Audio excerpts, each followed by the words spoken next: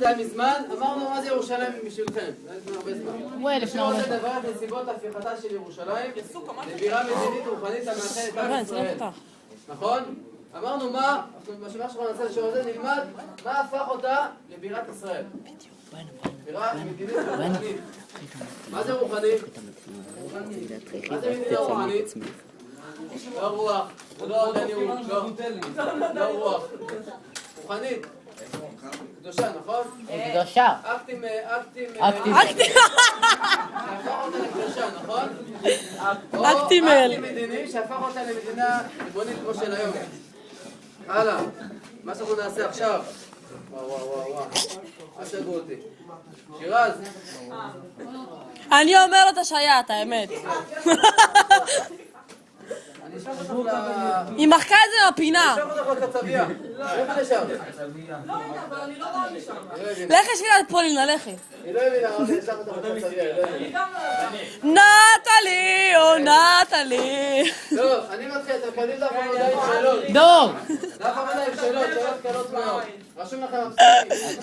שירז. בשאלה הראשונה אתם צריכים למצוא כותרת לכל פסוק. מה נראה לכם שהכותרת מתאים לה?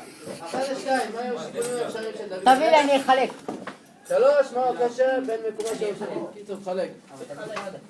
לא. אני אחלק אחד לכולם. לכל זוג תחלק אחד. תביא. היא בלבד. בא? שירז? שירז לא רשומה. שירז. רגל שמאל. איפה זה? מה כתב? כתב נחמה. כתב נחמה. מה?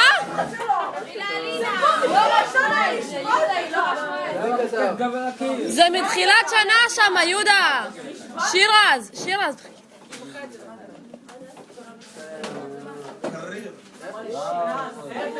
היא מנסה להפיל עליה את האשמה כדי להתקבל את הפלאפון.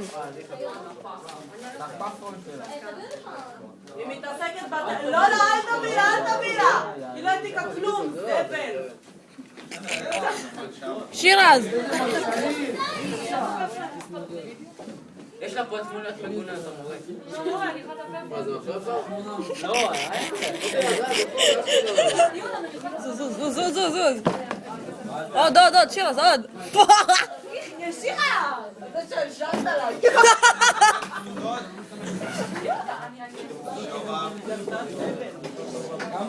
שירז, הלאה. קיבלת דף עבודה, קדימה. יש עבודה. שירז. הלאה, פסוק שם, קדימה. תתחילו לענות, אתה צריכים למצוא כותרת לכל פסוק.